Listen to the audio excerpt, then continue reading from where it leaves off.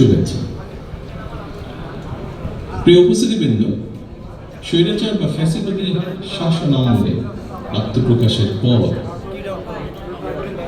আরো অনেকগুলো রাজনৈতিক দল রয়েছে বাংলাদেশে, যাদের অনেকগুলো আজ আমাদের সামনে উপস্থিত আছেন। যে দলগুলো আমরা একসাথে ফ্যাসিবাদী বিরোধী আন্দোলনে গণতন্ত্রের পক্ষে আমরা রাজপথে ঐক্যবদ্ধভাবে আন্দোলন করেছি। ফ্যাসিবাদী শাসনের পতনের পর নতুন করে এ পর্যন্ত আরো কমপক্ষে 25টি নতুন রাজনৈতিক দল আত্মপ্রকাশ করেছে। রাজনীতির ময়দানে আমরা তাদেরকে স্বাগত জানাই। গণতন্ত্রের পক্ষে রাজনৈতিক দলগুলোর মধ্যে রাজনৈতিক আদর্শের ভিন্নতা থাকতে পারে, তবে ভিন্ন উদ্দেশ্য এবং গন্তব্য এক এবং অভিন্ন। কি সেটি হচ্ছে দেশের স্বার্থ রক্ষা এবং অবশ্যই জনগণের কল্যাণ সাধন।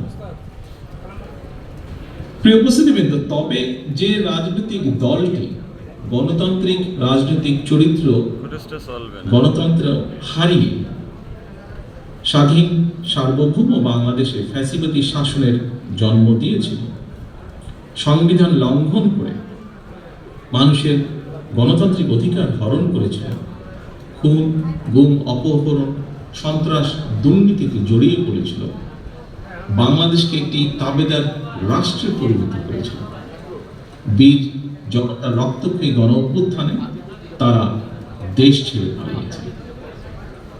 গণতান্ত্রিকামী জনগণ দেশের স্বার্থ বিরোধী বিস্তারিত অপশক্তিকে কখনোই মেনে নেবে না, এটি আমাদের দৃঢ় বিশ্বাস। সম্মানিত উপস্থিতি, সংবিধান লঙ্ঘনকারী বিতাড়িত পতিত পলাতক স্বৈরাচার পুনরায় মাথাচাড়া দিয়ে ওঠার চেষ্টা করছে। আমাদের সংবিধানের 65-র 2 অনুচ্ছেদের নির্দেশনা হচ্ছে জনগণের প্রত্যক্ষ ভোটে সদস্য নির্বাচন। কিন্তু সংবিধান লঙ্ঘন করে এই পলাতক স্বৈরাচার জনগণের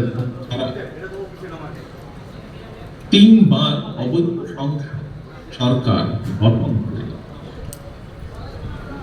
বাংলাদেশের গণতান্ত্রিক আমি জনগণ আজ জানতে চাই, সংবিধান লঙ্ঘনের দায় অভিযুক্তদের আগামী দিনের রাজনীতিতে অপ্রাসঙ্গিক করে দিতে অন্তর্বর্তীকালীন সরকার কি পদক্ষেপ গ্রহণ করেছে বা নিয়েছে।